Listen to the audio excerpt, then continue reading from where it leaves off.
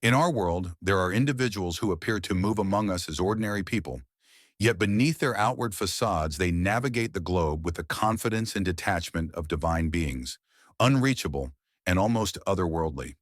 They are cloaked in layers of secrecy, orchestrating their movements behind a curtain of paranoia, fear, and cutting-edge technology, making them virtually impossible to track or understand fully.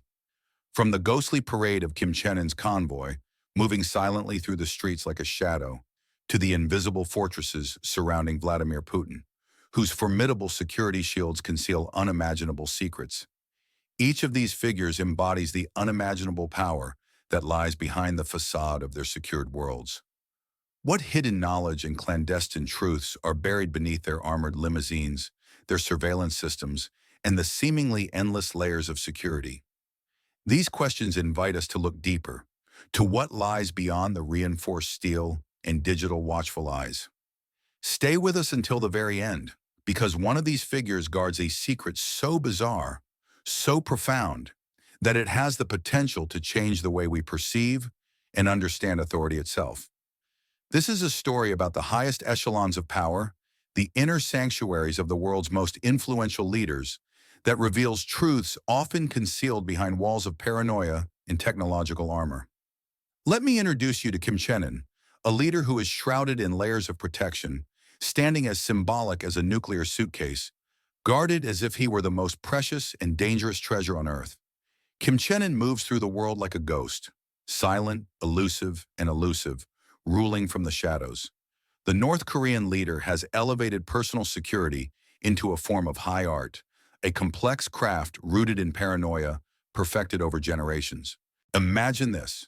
Luxurious, armor-plated Mercedes-Maybach vehicles glide smoothly along the eerily deserted streets of Pyongyang, the capital of this secretive nation, as if time itself had paused. Accompanying these vehicles are 12 bodyguards, each impeccably dressed and perfectly synchronized, running at a sharp pace alongside the limousine, their movements a flawless ensemble of vigilance and discipline. These aren't mere showpieces or stage photos for cameras. This is a theater of survival, an intricate, rehearsed performance where every detail is designed to instill a sense of dread and respect simultaneously. Every public appearance by Kimchenyn is carefully orchestrated, transformed into a grand spectacle, a meticulously crafted illusion. It is a scene where fear and reverence are so deeply intertwined that outsiders find it impossible to distinguish where one ends and the other begins. When he embarks on a journey, it's never a single route or a solitary convoy.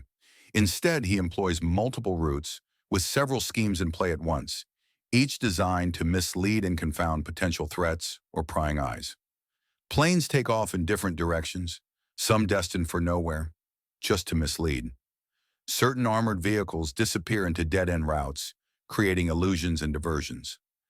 Trains and passenger cars in his motorcade are often decoys, intentionally caught in confusion and false trails, making it nearly impossible to track his movements with any certainty.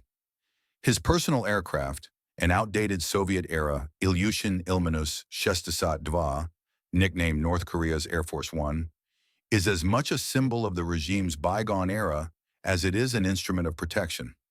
While its Soviet roots are visible, it is surrounded by a layered and comprehensive security network. Escort planes, sophisticated surveillance systems, radar jamming complexes, and electronic warfare measures actively shielding it from detection or interception. It is not speed that saves him, nor the armor plating alone, but his unpredictability, the ability to be utterly untraceable and impossible to anticipate. Yet in truth, the coldness of the air within the aircraft is not caused by the metal armor, nor by the radar defenses. It stems from the profound silence, the eerie stillness that envelops the space. Even his cooks do not know what meal he will eat until moments before he dines, undisclosed because even the smallest detail carries weight. Every utensil, every ingredient is sterilized in his presence, each step of his meal preparation under total control. Every individual in his close circle is thoroughly vetted, checked not just personally, but through 3 generations of family history, creating a web of loyalty and suspicion that leaves no room for error. If someone's allegiance shows even the slightest crack, The response is immediate, firm, and final. Such purges are routine, not exceptions. They serve as stark warnings to others about the peril of disloyalty. In North Korea, proximity to the leader does not equate to privilege. It is a delicate, often perilous position that can turn into a deadly risk. His residences are as secretive as his roots. More than a dozen palaces scattered across the country serve as both homes and fortresses. Many of these luxurious compounds are located far from public view, places that the majority of ordinary citizens will never see firsthand. They are underground tunnels, concealed missile defense systems, and luxurious spaces comparable to high-end resorts, except their purpose transcends mere comfort. These structures are designed not just for living, but to isolate him completely from the outside world. A psychological fortress that isolates rather than welcomes. They serve as sanctuaries of absolute control, reinforcing his detachment from reality and ordinary life. The cost of maintaining such an extensive secrecy and security system is astronomical. According to estimates, North Korea spends hundreds of millions of dollars each year solely on protecting its leader. These enormous expenditures are particularly striking considering the nation faces chronic shortages of electricity, and hunger persists to some degree in every corner of society. Despite widespread hardship and the struggles of everyday life, the regime prioritizes security above all else, investing vast resources into concealing and safeguarding their leader's existence from prying eyes and potential threats. This scenario exemplifies how the pursuit of absolute security can lead to a paradoxical reality. A nation that pours resources into hiding its ruler, even as its people suffer from basic needs. Behind every armored vehicle, layered security system, and secret palace, there lies a complex web of power, fear, and control, an unseen world where rulers operate within invisible fortresses, shielded from the chaos of the outside, forever guarded by walls of paranoia, technology, and the relentless need for absolute secrecy. Even if the exact numbers remain classified and hidden from public view, satellite imagery paints a vivid picture that leaves little room for doubt. From the sky, one can observe the sprawling expansion of private residences, the emergence of numerous new structures, and increasingly sophisticated anti-aircraft and missile defense systems dotting the landscape. These features serve as unmistakable evidence of a regime that has meticulously crafted its environment to endure and withstand any storm, whether external threats from rival nations or internal upheavals threatening its stability. This is a regime built on a foundation of relentless self-preservation, constantly evolving its defenses to remain resilient regardless of geopolitical or domestic turmoil. Within this complex, the signs of a system designed purely for survival are glaring. The extensive development of fortified compounds, high-tech military installations, and layered security networks all point toward a blueprint focused on safeguarding continuity at all costs. As the regime consolidates its power, every new construction, every technological upgrade, and every strategic deployment underscores its unwavering commitment to ensuring its ability to endure through even the most challenging times.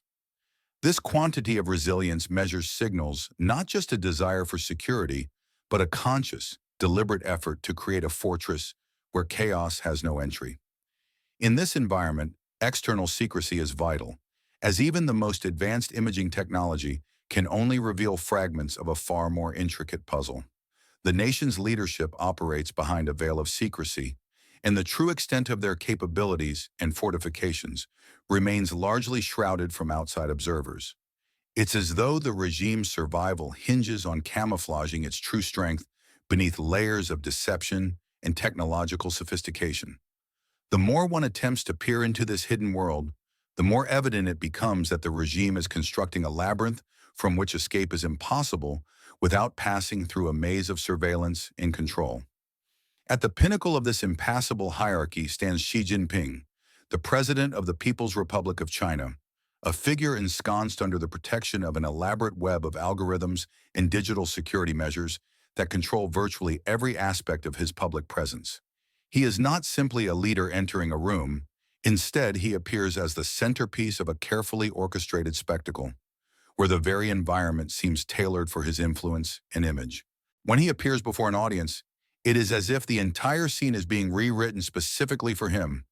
Every cloud in the sky, every individual in the crowd, and every angle captured by cameras has been pre-calculated, filtered, and meticulously approved ahead of time.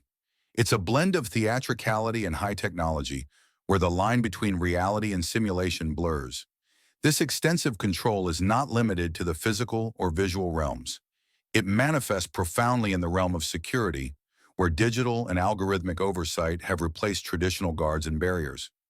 What might appear as routine security is, in reality, an intricate system of algorithms constantly monitoring every movement, every gesture, and every piece of data associated with Xi Jinping. The entire security apparatus of China, centrally managed from an oversight command, operates as a closed system that exerts influence over both political decisions and public perception, wielding power that surpasses even the authority of elected officials. It exists above the political hierarchy, shaping the narrative and creating an environment where the leader's reality is not just safeguarded, but intricately constructed. Before any public appearance, facial recognition systems scan crowds with relentless precision, cross-referencing faces against vast national databases that contain the biometric profiles of millions. Drones equipped with biometric sensors patrol the skies, constantly evaluating expressions and micro-movements, reading subtle cues like micro-expressions, skin temperature, and muscle tension to detect any signs of aggression, panic, or deception. This vigilant surveillance extends into the atmosphere, where even natural phenomena seem to bend to the regime's control. During major events, cloud dispersal operations are carried out to ensure clear blue skies. Rain and fog are tactically suppressed to maintain the perfect environment for the spectacle. The idea is that chaos, in any form, must be kept at bay. Even the weather is manipulated in service of the regime's imagery. Entire cities are brought to a halt during key moments, with streets cleared of civilians, traffic restrictions enforced with military precision, and the populace advised to remain indoors. This creates a seamless, staged atmosphere, a carefully scripted scenario designed to project strength, stability, and an aura of invincibility. The main character in this elaborate performance is undeniably Xi Jinping himself. The entire operation revolves around him as the central figure. Even the individuals closest to him, medical personnel, chefs, translators, are subjected to a rigorous vetting process that rivals the rites of initiation into a sacred order. Psychological evaluations, loyalty tests, and checks into their family histories are routinely conducted multiple times, sometimes 3 or more, to ensure unwavering allegiance and stability. In cases where even a faint hint of instability or disloyalty emerges, the individuals involved are swiftly removed from access or public sight, often disappearing entirely from official records and media. The interior of Zhongnanhai, the exclusive compound where Xi Jinping resides and conducts his work, exemplifies this extreme need for invisibility. Inside its walls, the true luxury lies not in gold or marble, but in the elusive quality of invisibility, the knowledge that one might be watched at any moment, yet never truly knows when or where. The rooms where Xi works are shielded from external signals, fortified with bulletproof walls, and embedded with digital infrastructure that rivals military-grade data centers. These highly secure environments are carefully engineered to prevent leaks, eavesdropping, and cyber espionage. According to leaks and assessments by security experts, China allocates well over $1 billion each year to protecting its highest-ranking leaders and maintaining an all-encompassing surveillance apparatus around Xi Jinping and other key figures within the ruling party. This staggering investment underlines the regime's unwavering belief in technological dominance as essential to its survival.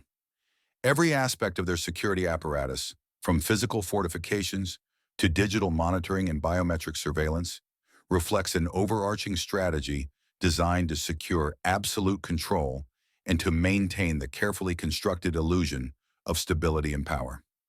In this highly detailed and technologically advanced world, the boundaries between transparency and secrecy are virtually non-existent. Instead, a complex, layered system of monitoring, control, and deception ensures that the regime's hold on power remains unbreakable, an intricate fortress where privacy is a myth and surveillance is an eternal, ever-present reality. His sense of security goes far beyond mere fear. It serves as a powerful display of dominance and control. The less the world perceives any vulnerabilities or weaknesses, the more invulnerable and impenetrable the carefully crafted image appears. In the case of China, for example, President Xi Jinping is guarded not only by physical barriers, such as high walls and armed patrols, but also by an enormous, sophisticated apparatus that actively edits the reality around him in real time. This system shapes a version of events so meticulously that, much like a well-woven legend, it becomes almost impossible to reach or verify the true reality beneath the surface.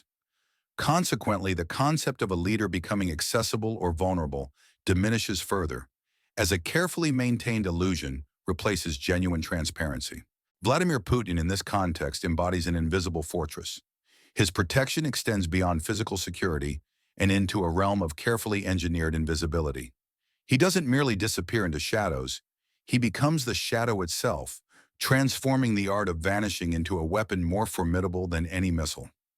Most world leaders prefer to shield themselves behind impregnable glass walls, barriers designed to prevent any direct confrontation or intrusion.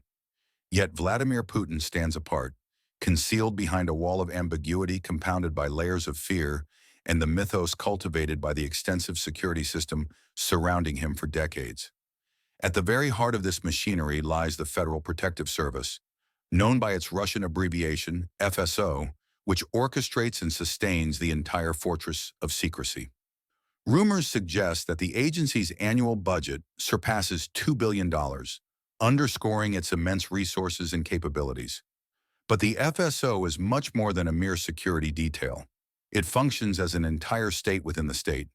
Its reach extends beyond safeguarding Putin's physical presence. It controls the very knowledge of his whereabouts, if indeed anyone truly knows where he is at any given moment. When the president moves from one location to another, it's not a single convoy making the journey. Multiple armored motorcades set out simultaneously from various points, each one carefully coordinated, fortified by tactical security teams, and equipped with the highest level armor and surveillance. Only in one of these convoys does the true Putin sit, yet even guessing which one is almost impossible for an outsider. Inside the Kremlin itself, every corridor, each chair, every doorknob is part of an elaborate game of deception and control. Trust is a rare commodity. Even those who clean the offices or serve tea are not certain of their role in the grand scheme. Housekeepers and cooks are replaced frequently, and work schedules are constantly shuffled to prevent any patterns from forming. Routine has been eliminated to make detection or prediction impossible. The security measures extend into the very fabric of his daily environment. Employees are monitored by cameras, and microphones can be installed in recreation rooms, constantly listening and profiling conversations. Loyalty is never assumed. It must be continually demonstrated. Every moment, every interaction, every gesture counts. During official meetings, Putin seldom drinks from an ordinary open glass. His food is served under meticulous supervision, and tastings are conducted by specially selected individuals who are vetted and tested by security agencies. Such measures are not just cautious, they are integral to his style of governance. The fewer the chances for randomness or unintended exposure, the stronger the illusion of invincibility becomes. However, perhaps the most chilling element is the elaborate illusion of omnipresence that has been deliberately cultivated. Putin can be in Sochi, nestled in a heavily fortified bunker in the Ural Mountains, or he may not be physically present at all in either of those places. The essence lies in the fact that no one can ever say with certainty where he truly is at any given moment. In 2023, Western intelligence services recorded up to 5 different instances of his appearance in various locations over a span of just 48 hours. These sightings are not mere hallucinations or holograms. They represent an extraordinary feat of logistics, involving doubles, decoys, and a meticulously planned series of routes. The creation of this secret fortress also extends into the digital realm. All electronic correspondence is stripped of traces as much as possible. Metadata is cut. Internal messages pass through encrypted military servers located in underground data centers. His digital footprint resembles a ghostly apparition, minimizing accidental captures or spontaneous revelations. Every photo or video of Putin appearing in public is choreographed, carefully staged to fit a predetermined narrative. No casual footage or candid moment of him being recorded by someone's phone during an unguarded second exists without deliberate approval. Instead, only the version of events that someone has decided to present to the world is allowed to surface. As a result, Putin's most vital resource is not his military might nor strategic weaponry, but the perception that surrounds him. This perception is encrypted, tightly controlled, and always kept one step ahead of the truth, forming an intricate web of illusions that bolsters his power and influence. In the end, it is this carefully managed narrative, more than any tank or missile, that sustains his authority and preserves his mystique. In the shadows, there are no attacks, only fear. And in Russia, that shadow is dressed in a $10,000 Bulgari suit, riding in convoys that are virtually impossible to track all the way to their final destination. Mohammed bin Salman, a monarch of the 21st century, embodies this high-tech era of leadership. He governs Saudi Arabia not merely as a traditional ruler, but as a figure who seems to be constantly rebooting, reprogramming the very essence of power itself. Behind the elegant white skull caps and the polite smiles exchanged during diplomatic negotiations, Mohammed bin Salman, often referred to by his initials MBS, is forging a new paradigm for authority. This authority is no longer confined to traditional seats of power. It is encrypted within complex algorithms and forged in steel, making it both intangible and virtually indestructible. His security system transcends conventional guards. It operates like an advanced operating system, an autonomous, self-aware defense network. Imagine a form of artificial intelligence capable of reading the faintest micro-expressions on a person's face, detecting even the minutest involuntary gesture of a government official. Within his palaces and in the countless vehicles that comprise his entourage, surveillance cameras are not merely recording footage. They analyze everything happening in real time, constantly processing data, drawing connections, and recognizing patterns. If a security guard's gaze lingers just a fraction longer than typical, if a service worker's pulse elevates slightly above normal, the system immediately registers this anomaly, logs it, and may even trigger consequences. Loyalty in this realm is not simply expected but meticulously measured. Every movement, every word, and every microgesture is scrutinized and scored. His vehicles exemplify this fusion of luxury and lethality. They are not ordinary limousines but highly specialized mobile fortresses.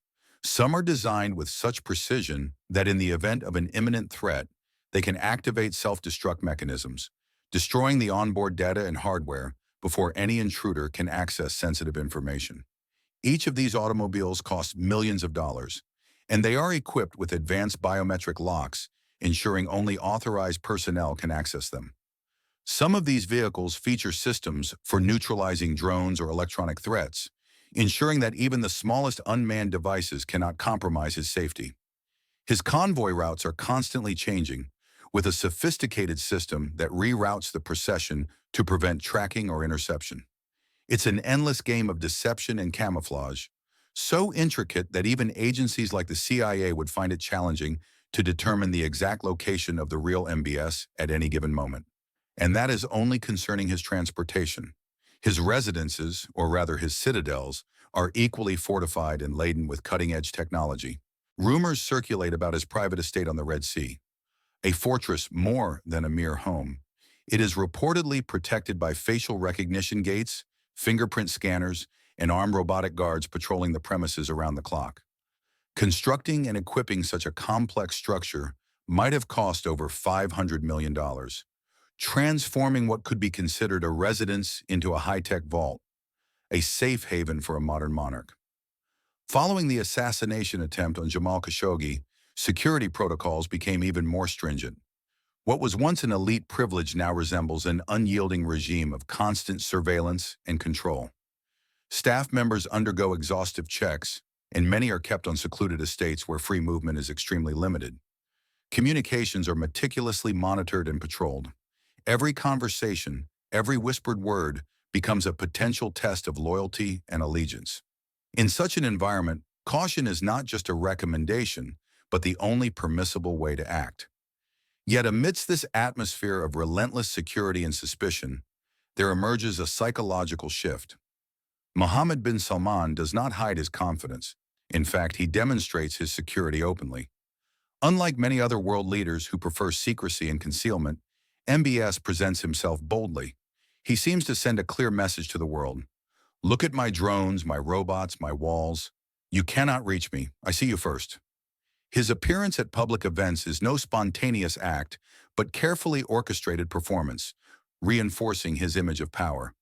Whether attending meetings with international security experts at NEOM or hosting foreign leaders at the Al Yamama Palace, every moment is charged with an aura of wealth, total control, and an almost mythical sense of untouchability. His high-tech estate, valued at over $500 million and featuring a heliport as well as a sophisticated missile detection system, epitomizes this formidable image. It is no longer simply a residence, but a symbol of absolute dominance, an impregnable fortress that embodies the modern monarch's mastery over technology and security, a tangible representation of power in its most sophisticated form. This is not merely a toy that belongs to a billionaire. Rather, it is a floating symbol, an emblem of the barrier that separates him from the ordinary world, a world he seeks to control and sometimes escape from. It raises an essential question. Is this futuristic level of security a fortress that guarantees absolute safety, or does it resemble a gilded cage that imprisons its owner within layers of constant vigilance? It's a question that invites speculation and reflection. Some perceive such security measures as protective barriers designed to shield a person from threats, while others see them as restrictive boundaries that diminish personal freedom, turning life into a continuous state of guarded isolation. What do you think about this paradox? Feel free to share your thoughts in the comments. At the heart of this contemplation stands Recep Tayyip Erdogan, a leader whose very existence has become synonymous with survival. He is not merely the figurehead of Turkey's government. He is a man who has survived against incredible odds within a political landscape fraught with danger. For Erdogan, survival has evolved into a specialized craft, an art that has been refined to the level of a strategic military operation. His ability to endure adversity is so ingrained that it has become an essential part of his identity. After the tumultuous attempt at a coup d'etat in 2016, during which his life was almost violently taken from him, Erdogan radically overhauled the approach to his security. That night marked a turning point, forcing him to redefine safety. What was once standard presidential protection soon transformed into an intricate, multi-layered fortress of surveillance, caution, and ruthless precision, an empire of vigilance that consumes over $28 million annually. And this figure only represents what is visible from the outside. Every speech he makes, every handshake or interaction, and even sudden changes in his travel plans are underpinned by complex, multi-tiered systems of security, networks woven with meticulous care that span beyond the obvious. Behind each gesture lie countless precautions, and behind every movement, a web of calculated risks and strategies. His most trusted security detail consists of over 1,000 personal bodyguards, elite individuals specially selected for their unwavering loyalty, trained to confront threats with both physical combat skills and psychological acuity. These men are not ordinary guards. The majority are former Special Forces operatives, chosen precisely for their absolute fidelity and readiness to act instantly in any crisis. But even their lives are not entirely their own. They are under strict control, with schedules and routes dictated by a comprehensive plan that leaves nothing to chance. Routes are changed at the last moment, often with only moments' notice, to avoid potential threats or ambushes. Their communications are heavily encrypted and routed through in-country secure devices, making interception or eavesdropping nearly impossible. Convoys and routes are arranged to be unpredictable. Local residents soon learn to accept these constant disruptions as part of the urban landscape. Periodic roadblocks, selective closures that can turn a peaceful neighborhood into a controlled zone in a matter of minutes. It's commonplace in both Istanbul and Ankara that entire districts are cordoned off temporarily to accommodate the president's passage. The streets are shut down, windows shuttered, rooftops filled with snipers, and the police and military operate with unwavering precision. The convoys are more than just cars. They are mobile fortresses. Erdogan does not simply travel in a vehicle. He enters as if entering a moving castle, a heavily armored, bulletproof, blast-resistant mobile stronghold. His presidential Mercedes Maybach, a product of cutting-edge protection engineering, carries a level of security estimated at over $500,000. The car is not just armored, it is reinforced to withstand explosions, fully sealed to prevent chemical or biological threats, and equipped with sophisticated systems that monitor the environment continuously. Each of his journeys resembles a moving bunker, with aerial surveillance by helicopters overhead and local forces deployed along every route ready to respond instantly to any threat. Erdogan's aircraft also embodies the highest level of protective technology and strategic design. His Airbus A330-200 Prestige, valued at roughly $100 million, is not merely a luxurious jet, but a flying command post capable of functioning as a mobile war room. It is equipped with missile defense systems, encrypted communication channels, and an onboard military command center that allows decision-makers to coordinate responses in real time during any crisis. It is a dual-purpose aircraft, both a symbol of luxury and an extension of his security architecture, enabling the leader to operate from the skies with the same degree of control and safety as on land. Behind these layers of steel and digital screens lies a human being, one who has already experienced firsthand what it means to be caught off guard. The night in 2016, when assassins targeted his hotel room, remains etched in his memory as a stark reminder that even the most elaborate protections are vulnerable. That night, after he managed to escape, the scars, mental and emotional, left an indelible mark, one that even years later is visible in every cautious step he takes. Since then, every movement he makes is driven by calculation. Every pause, every silent moment is loaded with subtle signals, messages communicated through body language and strategic timing. Each appearance in public or private, is carefully crafted to send a specific message, one of strength, control, and invulnerability. In essence, Erdogan's existence today is a delicate balance, a constant negotiation between the need for personal security and the desire for sovereign visibility. His life is shielded behind layers of technological ingenuity, armored vehicles, encrypted communication, and a security apparatus that leaves no room for error. Yet beneath all these defenses lies a man acutely aware of his vulnerability, an individual who once glimpsed the darkness of unpredictability and emerged with a renewed, relentless sense of caution and awareness. His story is not merely about power or protection. It is about survival, adaptation, and an unyielding will to remain sovereign in a world where threats are ever present and no fortress is entirely impenetrable. Protecting Erdogan means safeguarding the narrative that he is always 10 steps ahead, never again finding himself in the role of a victim. It is a narrative carefully cultivated and reinforced through relentless control, strategic maneuvering, and the suppression of vulnerabilities. The man at the center of this story has crafted a persona of invincibility, an image that leaves no room for miscalculation and ensures that power remains firmly in his grasp. This overarching message serves as a shield against any potential threats, both internal and external.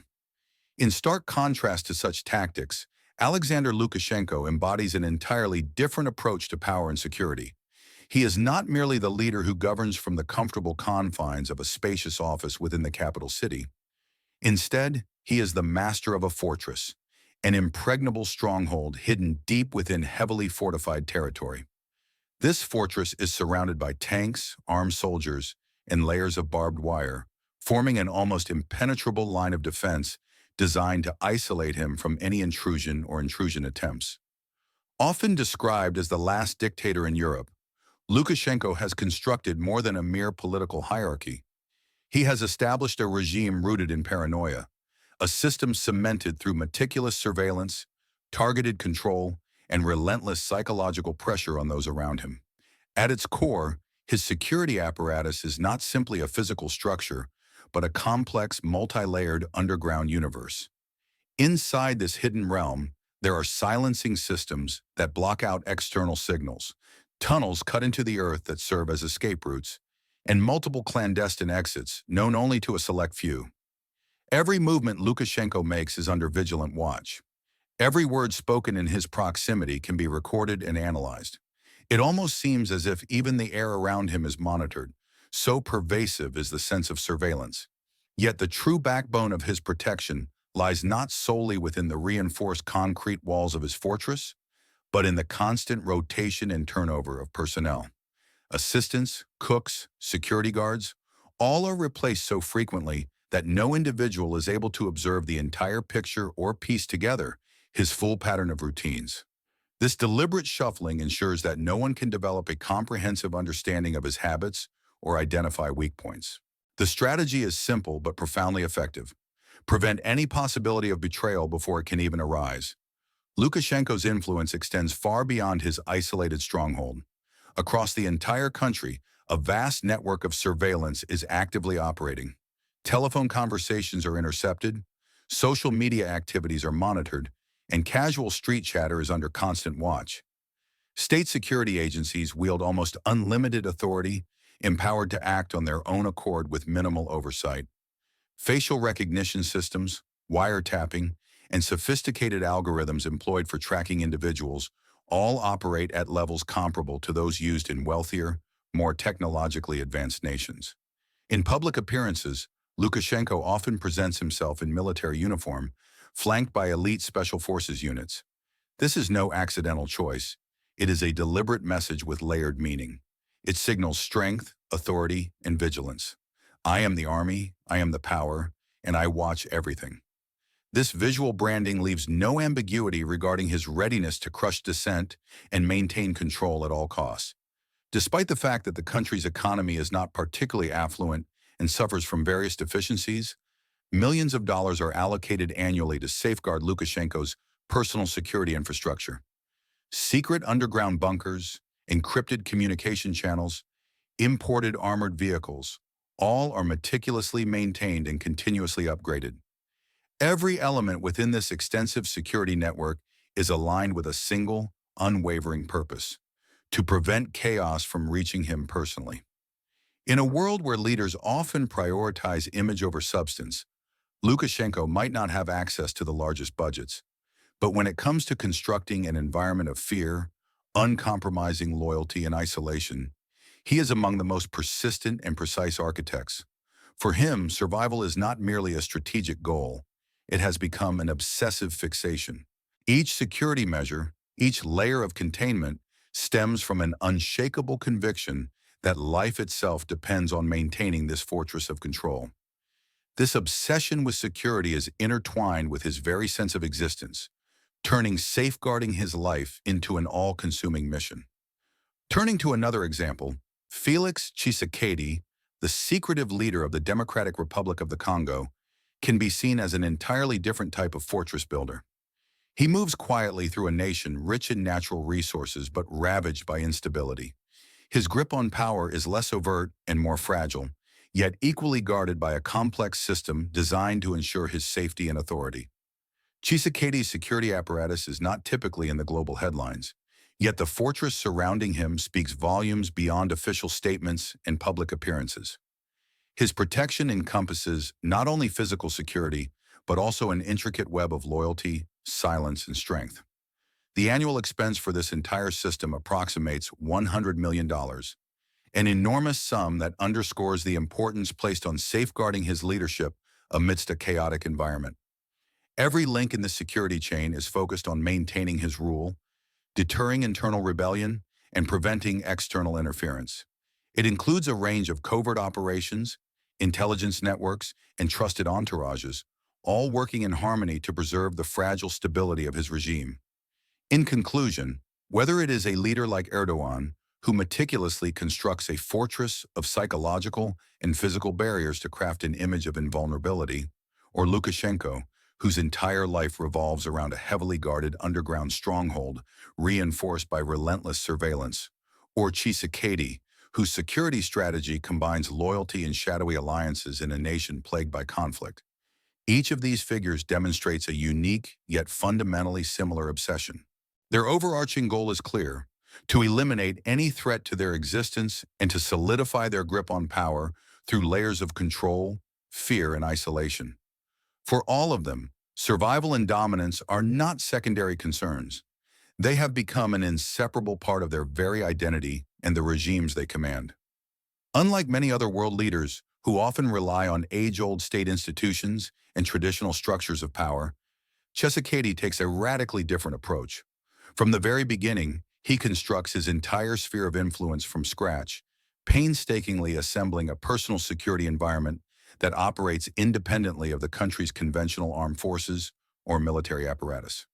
Surrounding him is a dedicated private military corps, a compact yet formidable force loyal solely to him, operating under his direct command and shoulder to shoulder, bypassing the conventional chain of command that typically links national armies. This isn't merely a bodyguard unit.